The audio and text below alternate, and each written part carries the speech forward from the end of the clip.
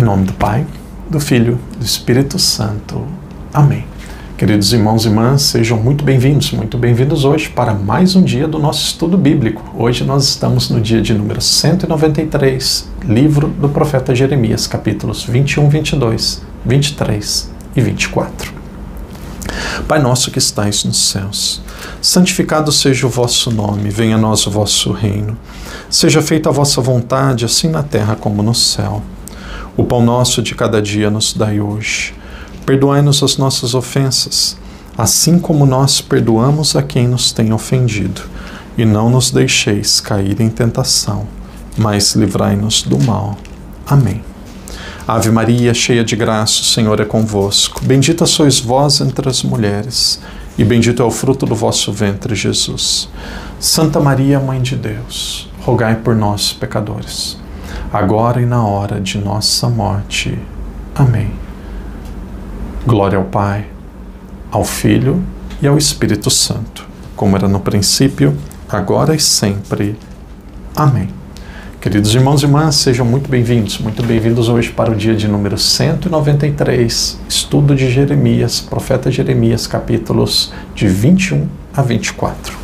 Também textos aqui de grande enriquecimento para a nossa vida. Capítulo 21, um capítulo muito breve, onde mostra Jeremias perguntando a Deus sobre o futuro de Israel.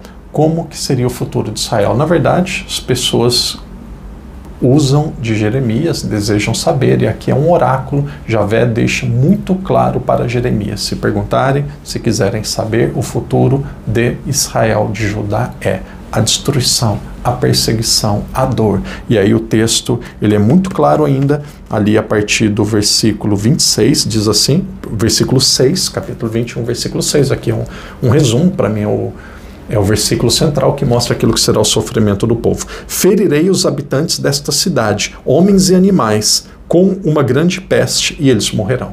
Então, o povo vai sofrer, o povo vai morrer. A Babilônia, em seguida, ali no versículo 7, é como se fosse um resumo, vai dizer o que vai acontecer historicamente. O rei da Babilônia vai invadir, vai conquistar Judá, vai conquistar Israel.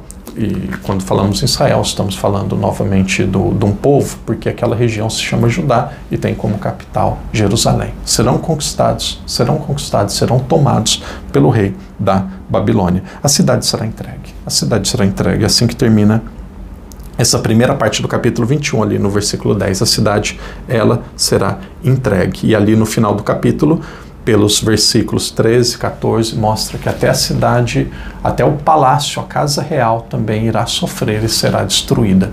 Então, este oráculo aqui, nós estamos no finalzinho do período que certamente aconteceu antes do exílio. E aqui o último rei era Joaquim, com N, e diz que ele e a casa real seriam destruídas. E por que foi destruída? Porque depois do exílio da Babilônia, no período da Babilônia, o rei é deportado, o rei é morto, e aí não tem mais rei. Jerusalém, ele deixa de ter rei. E aí o rei dos reis, o verdadeiro rei, aquele que é a referência, aquele que é o próprio Deus que se fez homem, é Jesus Cristo, que viria ali 500 anos depois, quase 600 anos depois. Capítulo 22 começa dizendo uma profecia sobre o rei de Judá. E essa profecia diz que, devido à injustiça, os estrangeiros iriam oprimi-lo, iriam castigá-lo, e ele iria perder o seu trono. Mas o trono de Davi não seria destruído. Nós podemos ver, se vocês quiserem, podem ler com mais calma, dos versículos 3 até o versículo 4. O versículo 3 e 4 mostra o conteúdo e a consequência da destruição de Judá. Ali, no versículo 8 e 9, tem também um texto que merece um pouco da nossa atenção, que mostra que outros povos também serão destruídos. Vamos ver ali, versículo 8.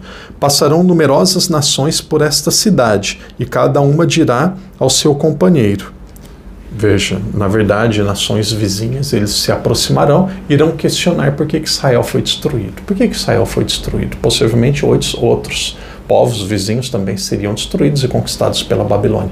Mas viram Israel forte, poderoso, e de repente Israel foi devastado e destruído. Por que isso aconteceu?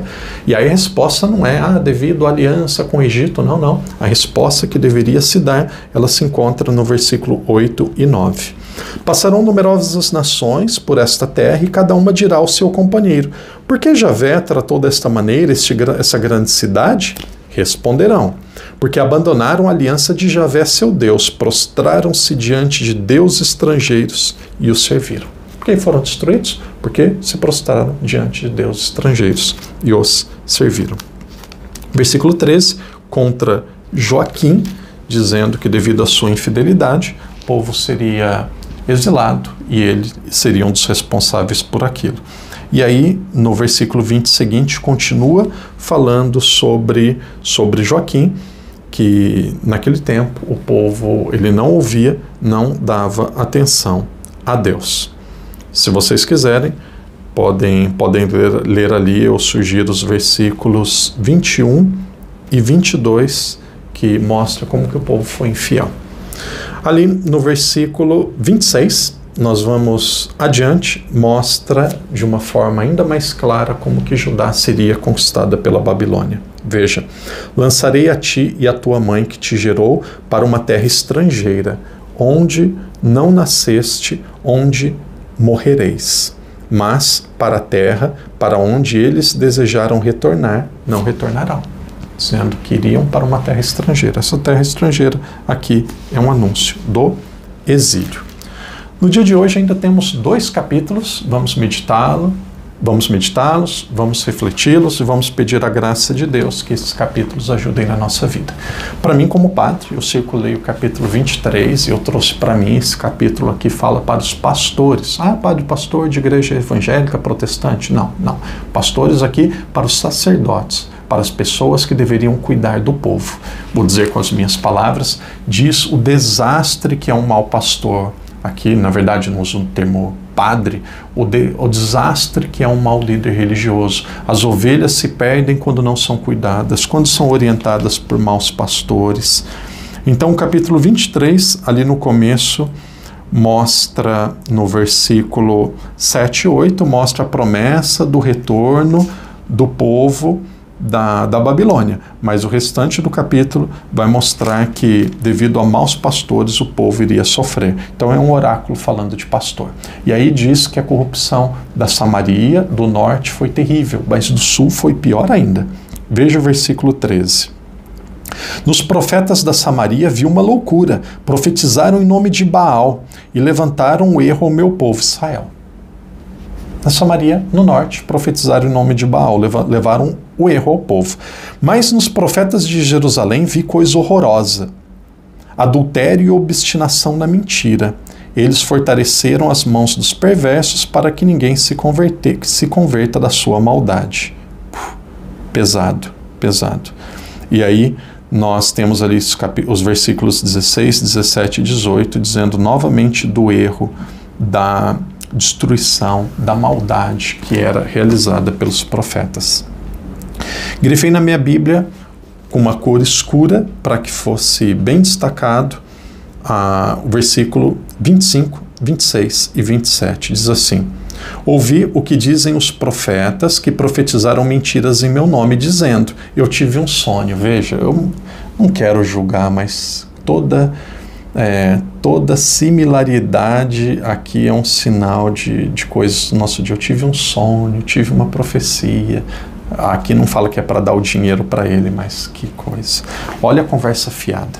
Com todo respeito, eu quero ser livre para falar o que eu vejo aqui no texto. Olha o jogo de conversa. Eu ouvi, respira aí, eu ouvi o que disseram os profetas que profetizaram mentiras em meu nome, dizendo, eu tive um sonho. Até quando haverá entre os profetas os que profetizam mentiras e os que profetizam embustes de seu coração?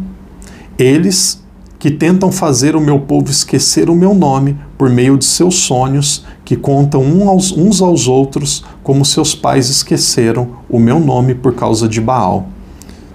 O profeta que teve um sonho, que conte o sonho. E o que tem uma palavra minha, que fale fielmente a minha palavra. Deus dizendo, não, esse sonho aqui, que diga com mais clareza. Então, pessoas usando o nome de Deus para profetizar mentira. E aí, continua no versículo 30 e seguintes, falando sobre profecias falsas, sobre injustiças, sobre os profetas que não eram verdadeiros. Capítulo 24, muito curto, da metade de uma página, vai falar sobre os 2 cestos de figo. Então, novamente, Deus diz assim ao profeta, pega 2 cestos de figo. Um cesto de figos bons, um cesto de figos ruins. Ótimo. Pegou os cestos figos bons, os figos ruins. E aí dizia assim, o figo bom é de excelente paladar, extremamente saboroso. Ótimo.